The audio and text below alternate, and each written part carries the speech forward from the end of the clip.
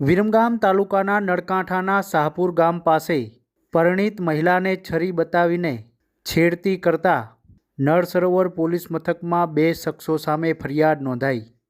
વિરમગામ તાલુકાના નળકાંઠાના શાહપુર ગામ પાસે શાહપુર ગામ ખાતે રહેતી પરિણીત મહિલાએ વહેલી સવારે નાની કઠેચીવાળા રોડ ઉપર કુદરતી હાજતે જતા તે દરમિયાન 2 શખ્સોએ છરી બતાવીને બળજબરીપૂર્વક નીચે પાડી દઈને છેડતી કરી માર મારતા સમગ્ર મામલે પીડિત મહિલાએ વિરમગામ નળ સરોવર પોલીસ મથકમાં આરોપી ભક્તિરામભાઈ વલુભાઈ પઢાર, શામજીભાઈ ઝીણાભાઈ પઢાર બંને રહે શાહપુર સામે વિરમગામ નળ સરોવર પોલીસ મથકમાં ફરિયાદ નોંધાવી છે।